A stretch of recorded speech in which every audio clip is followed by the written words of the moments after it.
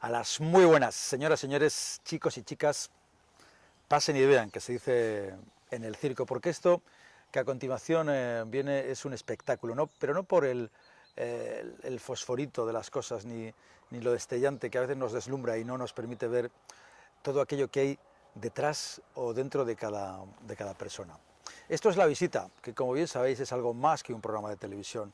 Por eso sacamos pecho cuando decimos que somos uno de los programas más veteranos en la historia de la televisión en España, con más de 17 años ininterrumpidos por los cuales han pasado gente muy diversa y muy variada. Y la pregunta que me hago muchas veces cuando paso a paso, programa tras programa, veo que si el programa hubiera sido más corto, la cantidad de gente que me hubiera perdido, ¿no? Las personas a las que hubiera dejado de conocer o no conocer de la manera un poco en la que la televisión te permite, ¿no? Bueno, pues con esa curiosidad innata que un servidor tiene, y ustedes bien saben, he conseguido, porque para mí es un auténtico placer, poder sentar a mi lado a una de esas personas, pues que más que ponerle yo algún tipo de calificativo, permítanme, me agrada mucho que pueda compartir hoy con nosotros mesa, silla, cámara, micrófono que haga falta, don Luis de Lezama. Bueno, pues encantado de estar con vosotros aquí en este lugar que es paradisíaco, Iruaritz, el caserío que vemos detrás, que es un turismo rural en Lezama, Álava, no Lezama, Vizcaya. Lezama, Álava, esta aldea en la cual yo he nacido un poquito más abajo de esta casa, pero estar aquí en las luces del otoño, en octubre, esto es una maravilla. Vamos a hacer un pequeño recorrido, si le parece. Bueno, nos hemos dado la mano, pero permítame. Bueno, gracias. Nos damos las manos. Gracias por concederme parte de su tiempo. Encantado. Y se lo transmito en nombre de la gente que nos ve y que afortunadamente presumo que son muchos los que de diferentes sitios nos ven. Seguramente que estamos compartiendo la mesa camilla de muchas casas de Bilbao y de Euskadi. Sí. Estamos, como bien ha dicho él, en Iruaritz. No lo ven ustedes, pero son Tres Robles, un turismo rural con mucho encanto, a escasamente 10 kilómetros de Amurrio, y que tiene un montón de posibilidades.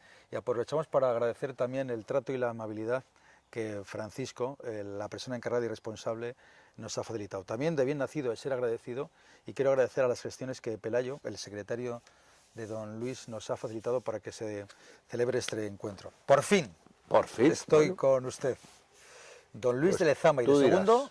Barañano. Barañano. Un apellido muy de aquí, muy del lugar. Sí, sí, porque me gusta preguntar por el segundo apellido para hacer ese pequeño homenaje a las madres, ¿no?, que a veces pasan desapercibidas. Totalmente. Evi de Baraño de Barañano, mi madre era una mujer histórica en la vida de Euskadi en el año 36, y una mujer que participó mucho en los movimientos femeninos de aquella época como propagandista del Partido Nacionalista Vasco.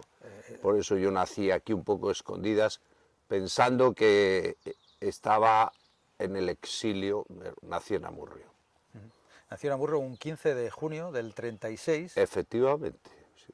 Que es curiosamente cuando se... Te has documentado. Pero no, es cuando se fundó Bilbao. Ya sabe que usted, Bilbao, don Diego Lopedero la funda el 15... Exactamente. Un 15 de junio del 36. ¿Y su padre cómo se llamaba?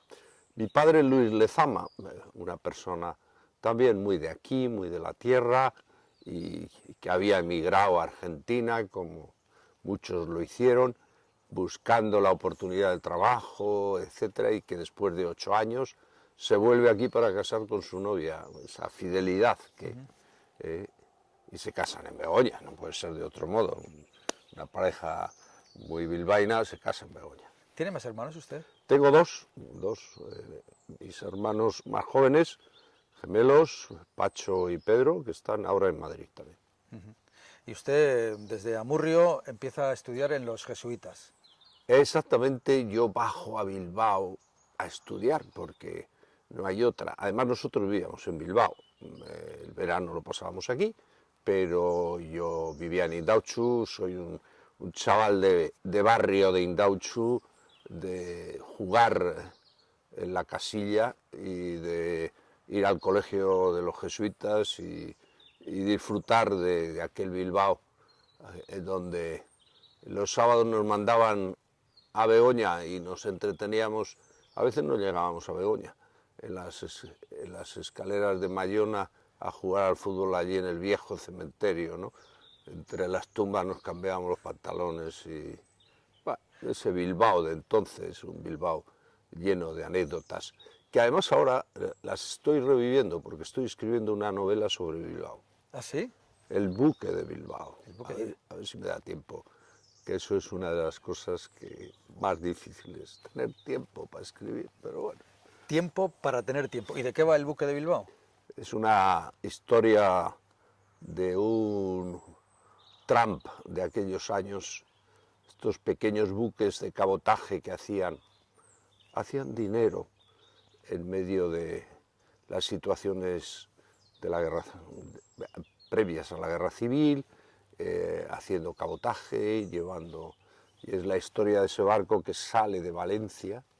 Esto es inédito porque todavía no lo contaba nadie. O sea que gracias por eso. Vamos a por aquí exclusivas. Exclusivas. Ese barco sale de Valencia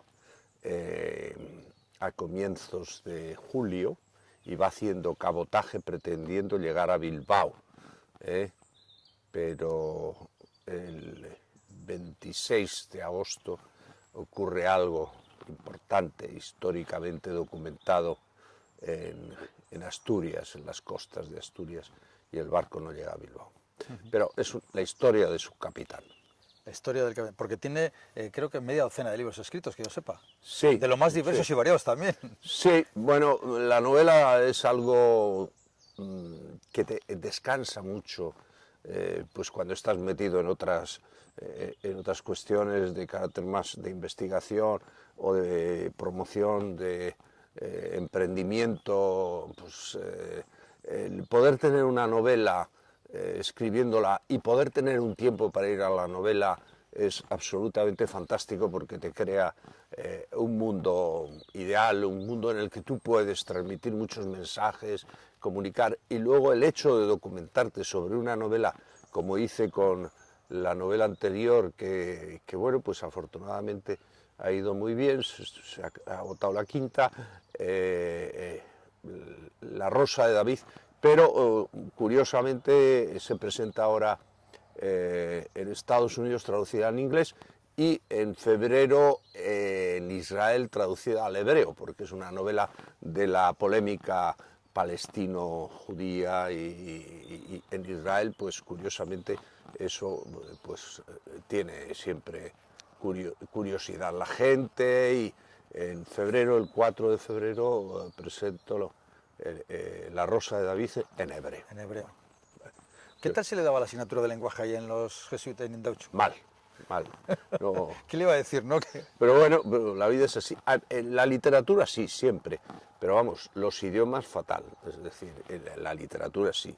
Tuvimos al padre Pérez, que era un magnífico profesor de literatura y nos enseñó mucho.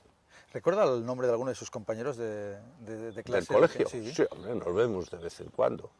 Afortunadamente nos seguimos viendo. Pues Josu Mendialdúa y Alfredo Guijarro, Jesús Garballo, en fin, gente que está hoy, pues lógicamente ya somos abuelos, pues muy rodeados de su familia y de los trabajos que cada uno nos ha tocado hacer. Javi Gorostiaga, que era un personaje, entró jesuita y se murió.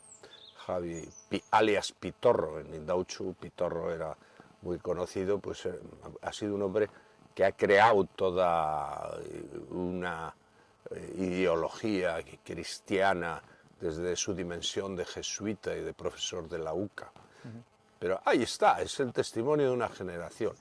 Lo bonito es ahora absorber eso y poder dinamizar con una nueva proyección a la juventud. Y con todo lo bonito que era Bilbao y todo lo estupendo, ¿por qué se va de Bilbao? Bueno, me voy de Bilbao porque no hay nada mejor para admirar ese bosque que crear una distancia, y entonces yo me tenía que ir de Bilbao. Empecé a estudiar ICAI en Madrid con los jesuitas. ¿ICA qué es? Instituto de... Sí, Es la ingeniería más fácil que había entonces. Mi padre estaba empeñado en que estudiara y la escuela de Bilbao de ingenieros era Tenía prestigio. tela. Pero vamos, había que estudiar mucho, era muy difícil. Entonces, bueno, fui a Bilbao, de Bilbao a Madrid, estudié, acabé en Madrid. ¿A qué año se fue a Madrid? Yo me fui a los 17 años. 17 años. Y claro, pues cuando decidí entrar en seminario, tenía 18 años, me quedé en Madrid.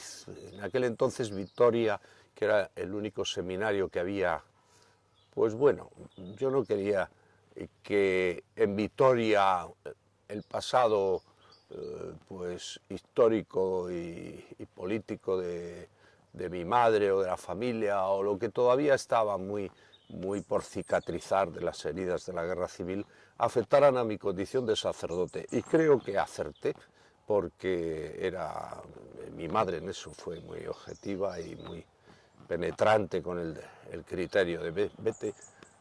Debía haber ido a Comillas, podía haber ido a Roma, pero bueno, anclé en Madrid y en Madrid me quedé. Y ahí estoy. ¿Y qué influencia ahí tuvo su tío Víctor en esta decisión de...? Mi tío Víctor Barañano, hermano de mi madre, pues bueno, yo le admiraba mucho porque un hombre que había hecho leyes y que había tenido que abrirse camino con una fábrica, pequeña fábrica mecánica, los talleres de Bebaj en Amurrio, de maquinaria para trabajar la madera, pues tuvo que hacer lo que prácticamente fue todo el trabajo de su vida, la creación de una modernización de la fábrica de hacha, a la cual dedicó toda su vida, todo su sacrificio, y convertir la fábrica de licores de hacha en una fábrica de prestigio nacional e internacional fue su verdadero trabajo. Es decir, debajo del apellido de hacha estaba Víctor Barañano, que fue el emprendedor. Tú vas ahora ahí abajo a Murrio a ver un museo que han creado pues algunos de sus sobrinos y gente de la familia de su mujer, y no te encuentras con ninguna referencia a Víctor Barañano, que fue el verdadero animador durante toda su vida de esa fábrica, el creador del Pacharán, el creador del Carpi, el emprendedor que sacaba en unos momentos difíciles un equipo ciclista que estaba ahí en toda la playa profesional del ciclismo.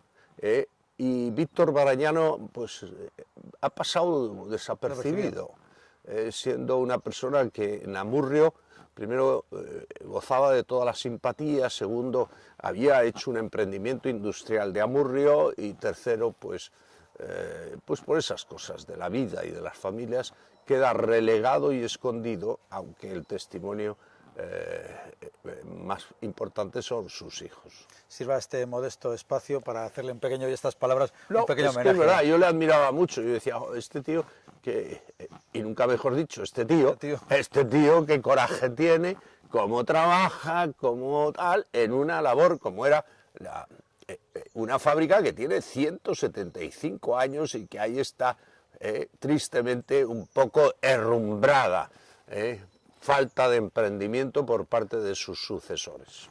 Para eso ya usted cogió la parte del emprendimiento. No, aprendí. En el año 1962, yo si a usted no le vería y le escucharía solamente hablar, sabría que sería cura. No me digas. Sí. Ah, porque habla como un cura. Bueno, hablo como un cura ahora. Con la... he rozado el micro, pero la blanca doble esta me... ¿Usted es guapo? No, pero soy resultón. Eso me decían las mozas en Amurrio cuando íbamos a bailar en la plaza. ¿Qué tal bailaba? Marichi, ¿verdad? Marichi, que todavía vive. Sí, sí. Digo que ¿qué tal bailaba? Me gustaba el baile. ¿Hace cuánto que no baila usted? Pues con la más fea hace poco, porque he tenido que pelear en algún tema poco agradable aún dentro de la iglesia.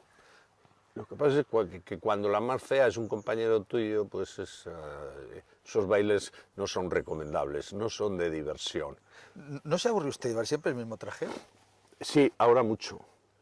Me Pues gustaría yo le he visto, volver... yo le he visto alguna foto Sí, con, me gustaría volver a de usar camisa y... las corbatas de Gucci y esas cosas que siempre le crean a uno una especie de sensación de juventud. Ahora parezco un viudo y me da mucha tristeza a veces, pero digo, no tengo más remedio que dar el testimonio. Tengo 40.000 feligreses en esa parroquia de Santa María la Blanca de Monte Carmelo. Entonces yo estoy allí un poco... Pues bueno, con un colegio de 1.700 niños. ¿Tú sabes lo que eso es? Que 1.700 mamás y papás digan, y el cura, hoy no ha venido, ¿y dónde está? ¿Y por qué? Está bien, ¿no? No sé qué. Porque siempre eres un poco el pararrayos de muchas cosas. Sí, sí. Pero bueno, ese papel lo tengo que asumir y procuro hacerlo lo más dignamente posible. ¿Y por qué se mete cura? ¿Qué ocurre? Un día ve la llamada, como una noche se levanta uno, tiene un sueño, ¿cómo es eso? No, yo había vivido en Bilbao una sociedad, la de los niños de la posguerra civil, muy dura, muy dura. Hacer colas para el racionamiento, ver que tú pertenecías a una clase social en aquellos momentos en que pues era perdedora, porque era rojo. Y ser rojo, ir a misa todos los días, parecía incompatible. Es decir, pero esa sociedad te hace al mismo tiempo decantar y te hace ser bastante abierto a los demás y procurar entender cómo te sitúas tú. Entonces, había sacado del contexto de joven en Bilbao una idea de que la religión era para ricos, pudientes y bueno, pues esa sensación de decir la religión no tiene nada que ver con los pobres. Eso es fruto de... Sin embargo, los jesuitas en Indautxu siempre tenían una vertiente social, siempre.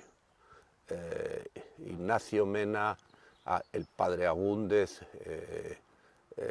gente que nos ponía cerca de donde podríamos ver la realidad de la vida. Entonces, esa realidad exterior de todos aquellos mundos que se crearon en el entorno de Bilbao, donde los barrios marginales alguna vez nos llevaban, y al mismo tiempo la contradicción interna que en Bilbao dentro de las familias teníamos, de que mi padre es así, mi tío es no sé qué, mi primo no lo es, el otro es de esta, y en unas casas se vivía bien y aprovechábamos los domingos cuando nos invitaban a merendar para poner unos moraos de chocolate y de rosquillas y de lo que fuera, y en otras casas había una penuria brutal, una necesidad brutal. Ese contraste te produce dentro de ti, yo, ¿qué hago? ¿Qué pinto aquí? Cuando llego a Madrid y me vinculo a un grupo de universitarios que alfabetizamos fuera en los poblados marginales, en las Carolinas, en San Fermín, en Orcasitas, todo eso, íbamos los sábados a alfabetizar, pues inmediatamente empiezas a comprender que la estructura de tu mundo, que en aquel momento no se hablaba de globalización, la estructura de tu mundo te hace determinar, decir, joder, qué suerte han tenido algunos que han nacido en buenos pañales y otros que no tienen ni para limpiarse el culo, ¿no? Entonces eso te hace pensar mucho. Entonces, ¿yo qué voy a hacer? ¿En qué sociedad me sitúo? ¿Dónde me quiero realizar? Y si optas por los más pobres, por los más necesitados, pues te encuentras con un camino muy, muy bonito, muy atractivo. Lo que pasa es que eso luego va evolucionando y cuando acabas, cuando eres sacerdote y te mandan a un pueblo como Chinchón, donde he sido cura 3 años y luego a Vallecas. ¿Fue el primer destino, Chinchón? El primer destino, Chinchón. Yo soy hijo adoptivo de Chinchón. Sí, sí. O sea, soy hijo de Amurrio, pero también soy hijo adoptivo de Chinchón, que es una de las cosas más bonitas que me ha pasado en mi vida. ¿De Chinchón a Vallecas? De Chinchón a Vallecas, y en Vallecas, claro, estoy viviendo al lado del Padre Llanos, en el Pozo del Tío Raimundo, y me caen todas, veo todos los problemas, chabolismo puro. La señora que me atiende le muerde una rata y la gangrena la mata. Entonces, claro, estás viendo otra sociedad muy distinta de los pomposos jueves infantiles de las familias del colegio de Indautxu, que te invitan a la merienda a jugar al tenis y a andar en bicicleta. Es otro mundo, y ese otro mundo es el que penetra dentro de ti y te motiva y dices, bueno, ¿a qué me voy a dedicar? ¿Qué es lo que voy a hacer? Yo creo que ese contraste es el que produce la vocación sacerdotal. Y luego cuando descubres que dentro del mundo de la Iglesia, afortunadamente, la vocación cristiana, la vocación de la fe, la vocación sacerdotal está por encima de las parafernalias eclesiásticas, de los grandes monumentos, de las iglesias de ricos valores, de las actitudes muchas veces jerárquicas, etcétera, sino que tiene un mensaje que te preña dentro de la vida, como es el Evangelio, pues entonces ya empiezas a caminar por ahí y dices, bueno, hasta ves con cierta indiferencia las posturas de aquellos eclesiásticos que se hacen norma, pudor y flagelo de otras gentes para tomar una actitud más sencilla y más llana. No sé, me he enrollado, ¿eh? No, en ese proceso me estaba intentando decir, ¿qué diferencia Chinchón, Vallecas? Claro, que si ustedes están viendo, ven claramente pues que con Alzacuellos es un cura. Don Luis de Lezama Barañano es más cosas que un cura, pero ¿qué diferencia entre un cura, un párroco y un sacerdote? Bueno, el cura, que es cura, aunque vaya vestido, pues qué sé yo, con Nike y de Sport o en calzoncillos por la playa, pues bueno, si tiene, y lo lógico es que lo tenga, una fe y una vida interior y una vida espiritual, tiene una forma de ver la vida absolutamente enfocada por el mensaje de Jesús en el Evangelio. Esa es la clave. Todo lo demás, el Código de Derecho Canónico, las normas, las no sé qué, lo que te dice el obispo, bueno, puede ayudarte o a veces no te ayuda. Tienes que hacer un poquito así y decir, tengo que seguir el Evangelio. El Evangelio y la interpretación evangélica, que es pues reflejada muchas veces en la vida de los santos.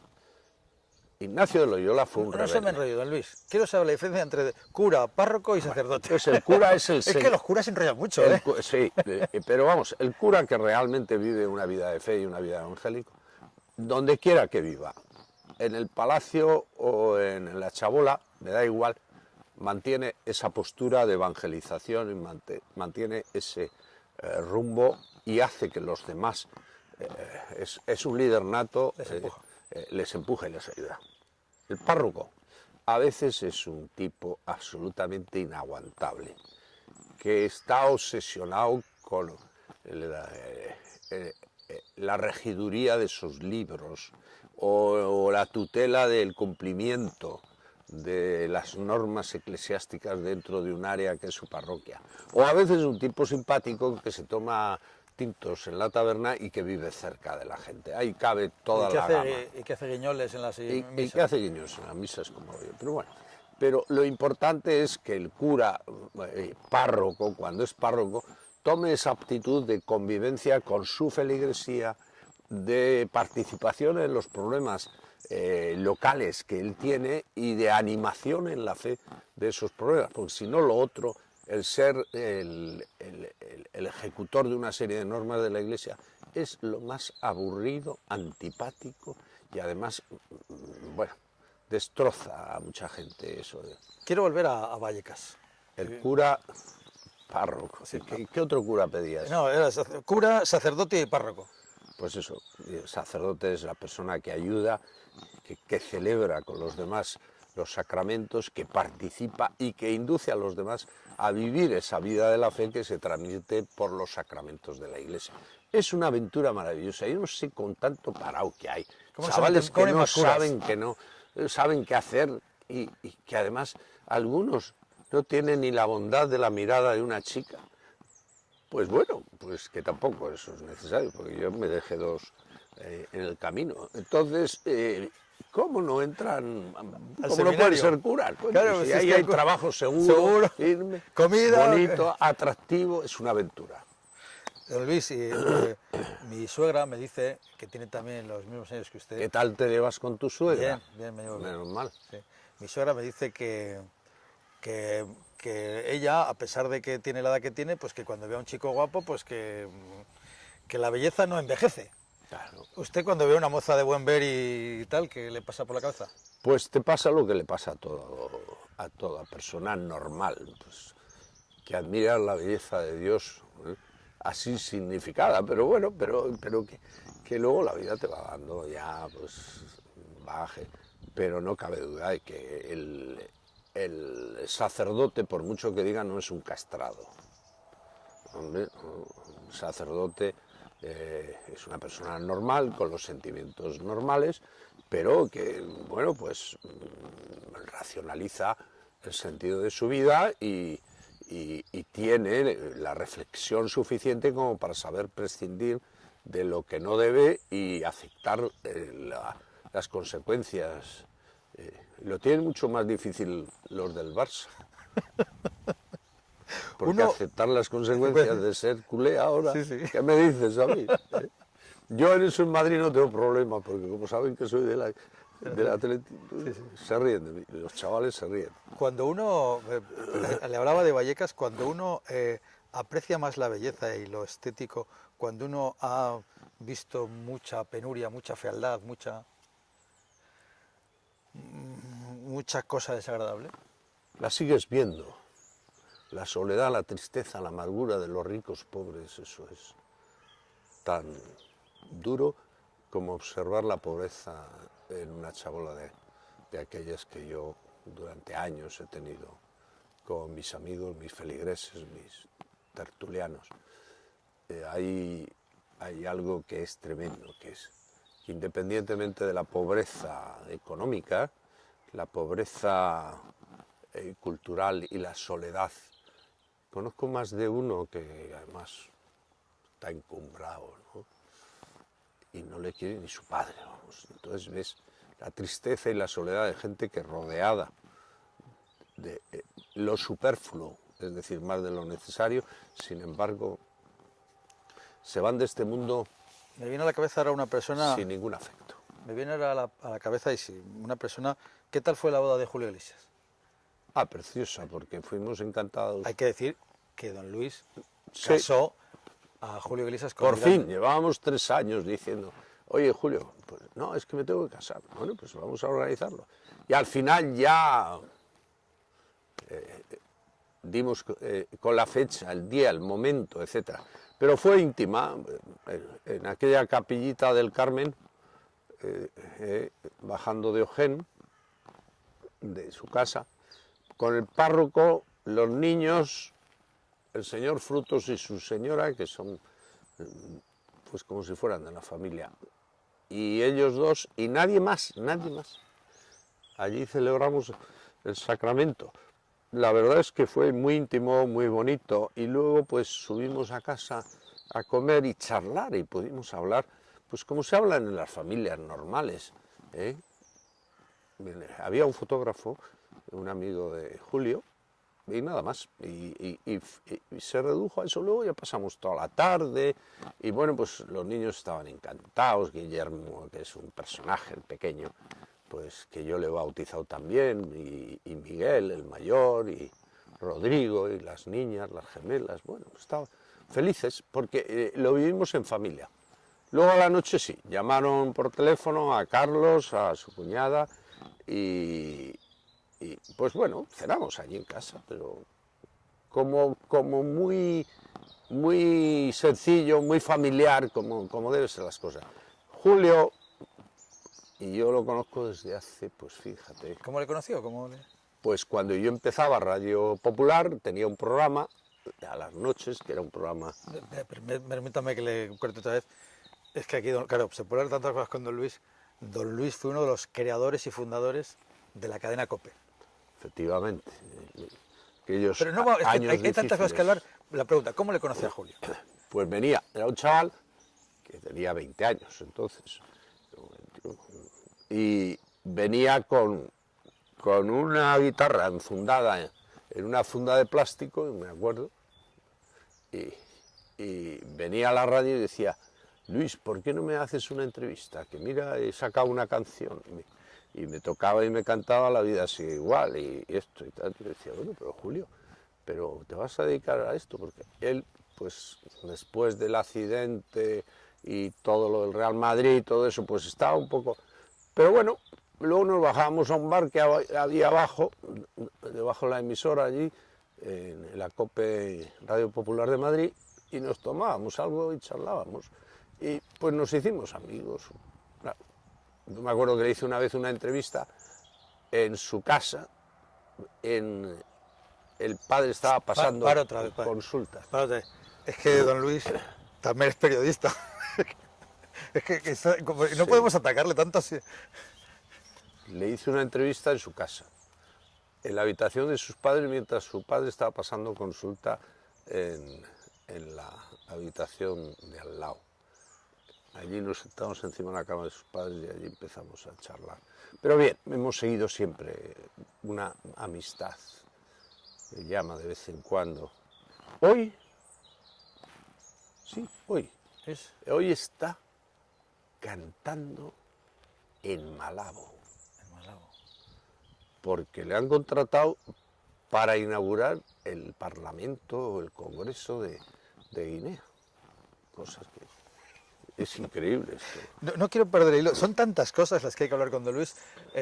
Es cura de Vallecas y me pierdo. ¿En qué momento Tarancón le llama? ¿Cómo es para que sea su secretario?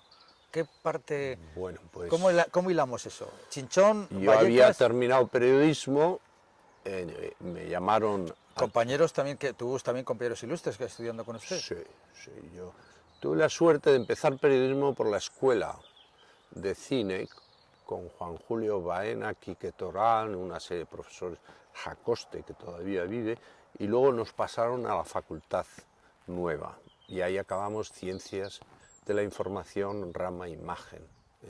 Entonces, yo estaba entonces en Vallecas, entre Vías. Me llamaron al seminario para ser prefecto en el seminario, para ser uno de los superiores del seminario, y al de 2 años Tarancón, que irrumpía desde el arzobispado de Toledo a ser arzobispo de Madrid, entonces es cuando me hace, por las mañanas iba al obispado a ayudar. ¿Su secretario? No, había secretarios más importantes que yo era el chico de los papeles entonces. ¿Qué tal la experiencia con Tarancón? Muy interesante. Don Vicente era un personaje absolutamente providencial, un hombre de un gran humanismo cristiano. Es decir, él no concebía esas otras posibles versiones dentro de la Iglesia que olvidan el capital humano y la identidad personal de cada uno. El diagnóstico de la salvación o de la evangelización pasa por la identidad y el conocimiento de la persona. No se puede predicar a estómagos vacíos y a gente en general. Tienes que conocer a las personas y tienes que estar cerca de las personas para poder decir, es como el médico. El médico lo primero que hace es auscultarte, mirarte, observar. Entonces, una evangelización sin observación del ser humano, sin valor de este individuo y de la problemática de este individuo en el tiempo actual. El pasado solo sirve para arrepentirse, pero es el presente y entonces tienes que estar cerca de la gente para saber que la aplicación del Evangelio, la evangelización, tiene que pasar por el conocimiento real de la vida. Por ejemplo, pues en la Iglesia hoy tenemos un problema. Hace unos días estaba yo con el cardenal Echegaray. El cardenal Echegaray a sus 90 años tiene una lucidez perfecta. El cardenal Echegaray es de Espelette, un pueblo vasco-francés, y siempre que voy por Roma le visito. Y claro, cuando oyes a un hombre de 90 años como él, que es lúcido y que además sabe muy bien, porque ha vivido siempre muy apegado a los problemas pastorales de la Iglesia, hablar de Luis, cómo llevan la pastoral de los divorciados. ¿Qué pasa? Pues que la gente se divorcia, esto es una realidad. Y la gente que se divorcia y se vuelve a casar por lo civil tiene hijos y quiere educar a sus hijos en la fe cristiana y les quiere enseñar el mensaje evangélico. ¿Qué pasa? Que porque están divorciados, separados y ahora han establecido un nuevo hogar, una nueva eso, tienen que olvidarse de la iglesia no tiene sitio para ellos, la salvación no puede existir para ellos, si quieren practicar la fe. O sea, por eso, ojalá el sínodo próximo, cuando sea, trate estos temas que son los de vitales importancias. Y tan vitales que muchas veces, pues claro, los curas o los obispos que no quieren entrar en los verdaderos problemas, pues así les va. Estamos hablando de Tarancón, pero claro, quien está siguiendo esta conversación, esta visita de hoy, puede estar un poco perdido. Claro, ¿cómo una persona que ha hecho... ¿Cómo se presenta usted? ¿O cómo le presentamos a don Luis de Lezama Barañano? O sea, cura... nos Pues, hemos quedado todavía cuando era secretario de Tarancón. No, hombre, luego toda la etapa de creación de, Ahí vamos, de empresa. Por ejemplo, ¿cómo se crea la COPE? La COPE se crea pues que nos reunimos una serie de sacerdotes alrededor del arzobispo de Zaragoza, que era Cantero, se llamaba Cantero, de Monseñor Cantero, y había una serie de pequeñas emisoras de radio en parroquias, en pueblos, en ciudades, algunas promovidas por los sacerdotes, otras promovidas por el obispado, por los jesuitas, por los dominicos, y entonces tratamos de aunar todas esas fuerzas y el primer rubro que se crea es Radio Popular S.A., pero sonaba tan malo, porque era Raposa, que al poco tiempo lo cambiaron de nombre y pusieron Cadena de Ondas Populares, porque Raposa era una cosa fea. Entonces, pero ahí estuvimos, en un apartamento al lado de la Plaza de Toros de Madrid, que tenía el arzobispo de Zaragoza, allí nos reuníamos, y por ahí empieza la COPE. Y ahora que escucha la COPE, ¿qué ve? Pues bueno, la veo, he visto sus altibajos, la imbecilidad de una época en la que algunos personajes indignos de estar en esa cadena de la Iglesia, pues ponían a caldo a gente que tiene derecho a su honorabilidad. Yo no comprendí esa época, yo creo que ahora está entrando en una razonable posición profesional y respetuosa dentro del espectro nacional. Hay que tener mucho cuidado, no deja de ser la emisora de la conferencia episcopal. Lo que no puede ser es la emisora de la conferencia episcopal cuando les conviene y la emisora de Pepito Pérez cuando alguien mete la pata. No, hay que asumir las responsabilidades. Y un día Tarancón va y le dice que no quiere ser, bueno, que no quiere ser cura, sino que quiere... No, que tenía que ayudar a los Sí. chavales de mi albergue, que era brutal. Yo tenía un albergue en Vallecas que allí dormían y pasaban muchos chicos que iban buscando la vida, que no tenían familia, que no sabían cómo desarrollar su función. Y entonces le pido permiso para un año. Vamos a escenificarlo. ¿Cómo le dice usted? Yo soy Tarancón. Sí. Pues nada, le dije, don Vicente, me tiene usted que dar un año sabático. Y me dijo, hombre, menos mal, ¿te vas a ir a estudiar a Roma? Pues no. ¿Y qué vas a hacer? Pues voy a poner una taberna. ¿Cómo? Pues te puedes imaginar. Este tío está loco, vamos. Ya esto.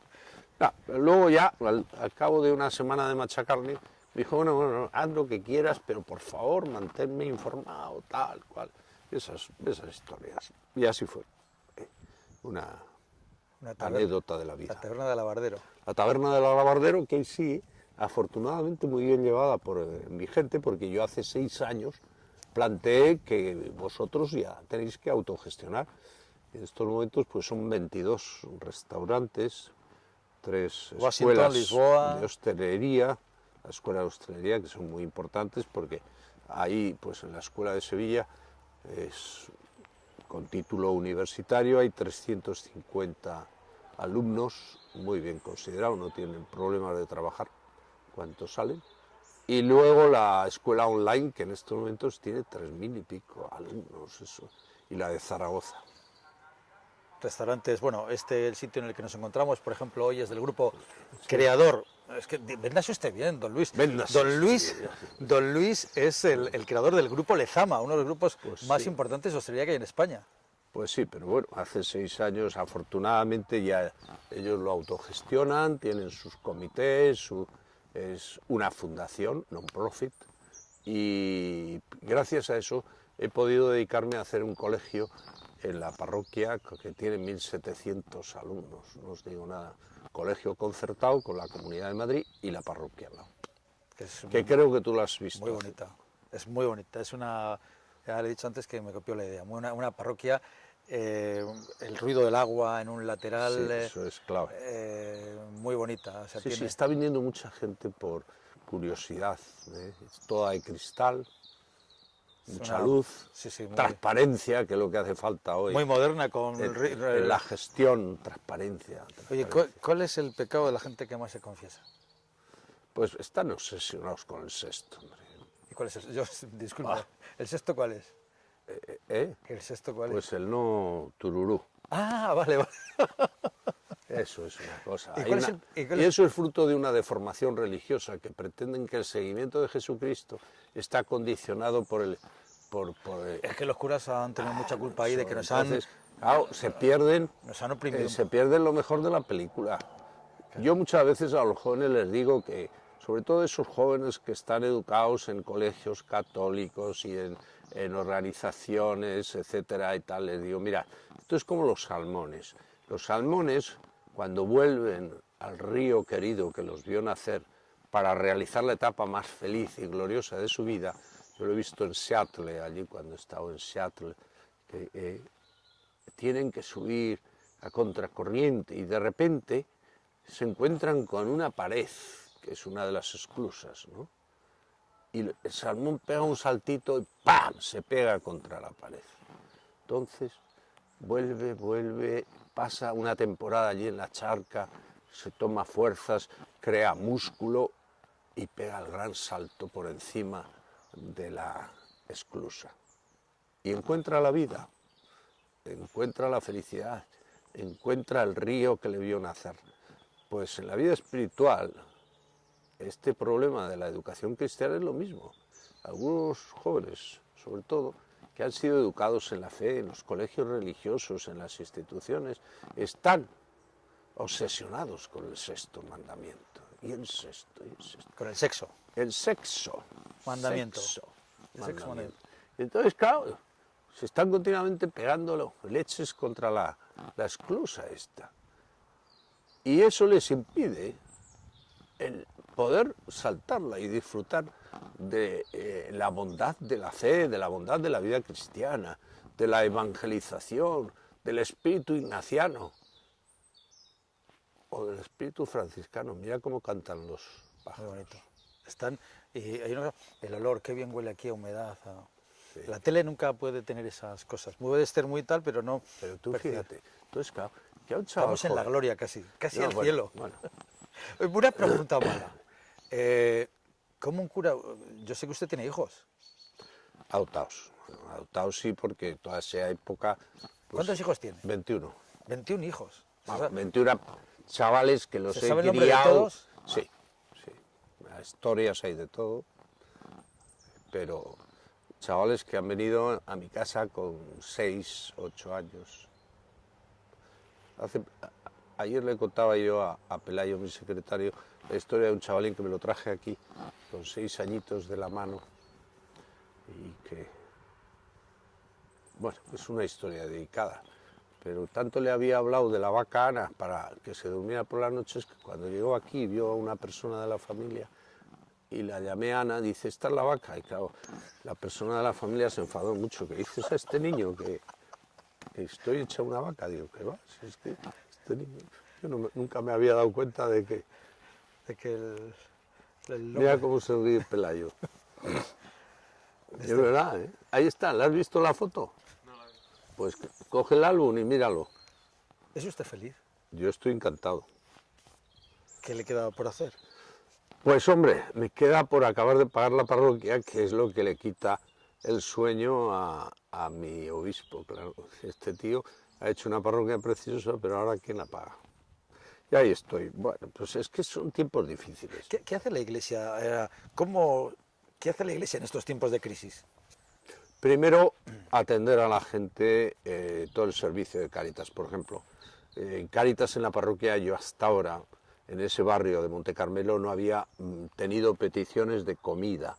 Es decir, la operación kilo la hacíamos, que ya sabes que es que 1 kilo de alubias, 1 kilo de tal, 1 kilo de cual. Pues la hacíamos para un pequeño albergue de jóvenes subsaharianos. Ilegales, por supuesto, ¿verdad? Pero que un sacerdote compañero lleva allá al lado. Entonces a esos les dábamos el aceite, el arroz, las comidas, etc. Pero ahora familias de la parroquia vienen preguntando, don Luis, ¿nos puede dar alimentos? Entonces hemos empezado esa etapa, porque está en paro mi mujer, porque yo también, porque tal. Y luego sí que hemos creado en Cáritas Parroquial un semillero de empresas el año pasado. Entonces ese semillero de empresas es un equipo de gente joven, de los matrimonios jóvenes de la parroquia.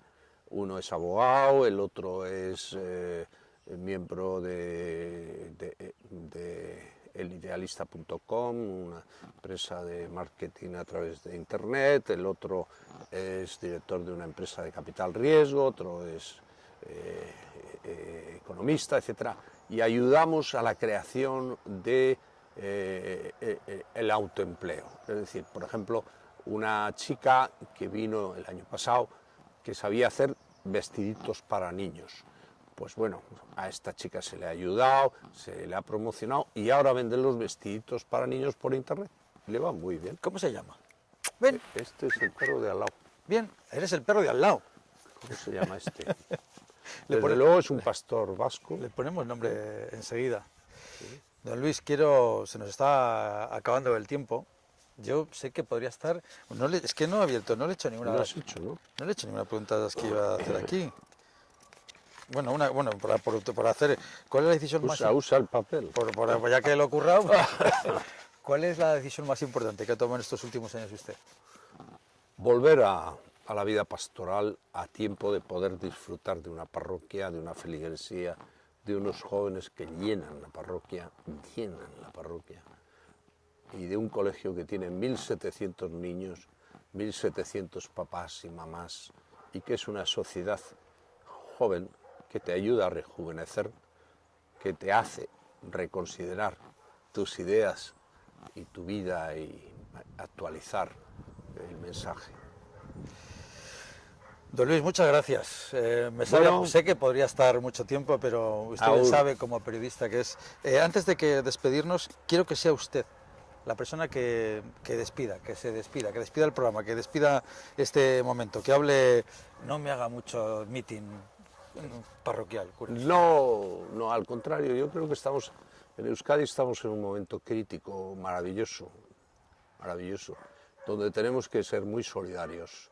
No podemos simplemente tratar de llevar el ascua a nuestra sardina, y esa solidaridad yo la he aprendido como vasco universal que soy, que es una de las cosas... Año 98, no le morí, es que hay tantas cosas. Vasco universal que soy, Luis. Que ese viejo adagio que dice, somos porque fueron y serán porque somos.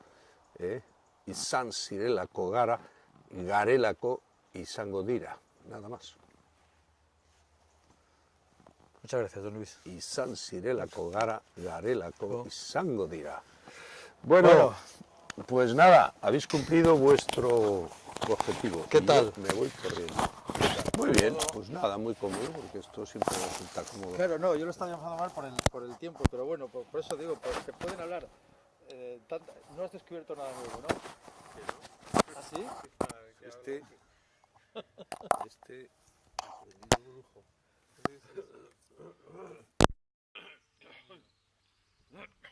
¿Qué tal, Willy? Bien. ¿Cuánto ¿Lo has tragado todo? ¿Cuánto hemos estado con este? Bueno, 48 minutos. Está bien. Bien, bien, bien, bien. ¿Montáis publicidad? ¿Os das- No, se monta, bueno, va prácticamente. Igual se pone alguna imagen, que es lo que decía, igual para ilustrar parte de las cosas que vamos hablando. 55 minutos. Sí, pues para ilustrar alguna de las partes que se van montando, pues igual te pido alguna... Si quieres me haces, dices, Tina, pásame Voy- una voy- de la parroquia. voy de- al baño. Sí, sí.